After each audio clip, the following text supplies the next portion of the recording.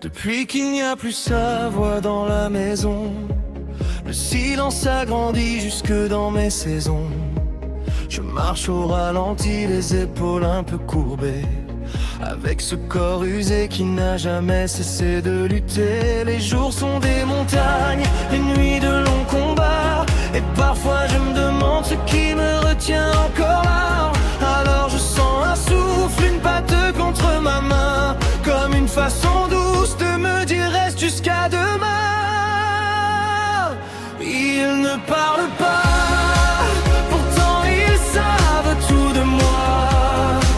Ils me retiennent ici-bas, quand je voudrais baisser les bras.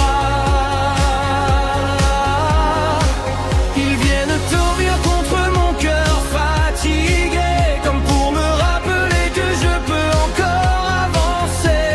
Ils ne parlent pas, mais dans leurs yeux je vois parfois toutes les raisons de rester là.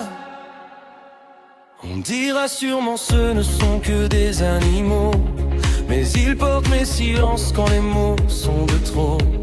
Ils ont vu mes douleurs, mes rendez-vous, mes traitements, les matins sans courage, les soirs où je fais semblant. Et je pense souvent avec une peur qui me dévore à ce qu'il deviendrait si je m'endormais encore. Qui entendrait leurs appels, qui connaîtrait leurs habitudes, qui comprendrait leurs peurs, leurs besoins, leur solitude. Ils ne parlent pas, pourtant ils savent tout de moi. Ils me retiennent ici-bas, quand je voudrais baisser les bras. Ils viennent dormir contre mon cœur fatigué, comme pour me rappeler que je peux encore avancer. Ils ne parlent pas, mais dans leurs yeux je vois parfois toutes les raisons de rester là. Parfois je suis si las de mener cette bataille, d'habiter un corps qui s'effrite et qui déraille. J'aimerais laisser la maladie choisir pour moi, poser les armes, enfin ne plus lutter chaque fois. Mais une queue qui se lève, un regard qui me suit, une présence discrète qui traverse la nuit. Et je comprends soudain que tant qu'ils auront besoin de moi, je continuerai encore un peu à tenir ici-bas. Ils ne parlent pas, pourtant ils savent tout de moi. Ils me retiennent ici-bas, quand je voudrais baisser les bras.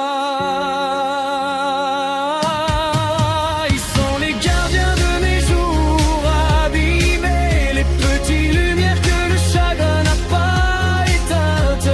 Ils ne parlent pas, mais grâce à eux je crois parfois qu'il reste encore un chemin pour moi.